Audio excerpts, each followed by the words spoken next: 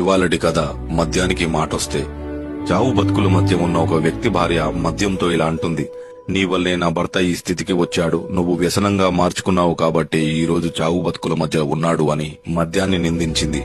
అప్పుడు మద్యం అంటాడు, పిచ్చిదానా, మొదటిసారి నీ భర్త 16 ఏళ్లప్పుడు అమ్మాయి ప్రేమించి మోసం చేసిందని చద్దామనుకున్నాడు. కాని నన్ను పుచ్చుకున్నాక దానమ్మ ఇది కాకపోతే ఇంకొకతని బతికించి పంపాను. చదువుకున్నా లాభం లేదని సాయంత్రాలు ఏడుస్తుంటే ఉద్యోగం కాకపోతే వ్యాపారం చేసుకుంటానని ధైర్యం చెప్పి పంపాను. అమ్మ చనిపోయినప్పుడు, నాన్న కాలం చేసినప్పుడు నిద్రలేక ఏడుస్తున్న కళ్ళకి మత్తు పొరలు కప్పి నిద్రపుచ్చింది నేనే.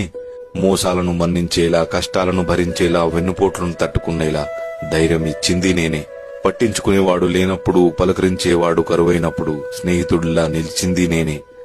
సంసారం ఈదలేక, పెట్టే బాధలు చెప్పుకోలేక చేతగాని దద్దమ్మ అని అంటుంటే ఎక్కడ ఉరితాడికు దగ్గరవుతాడో అని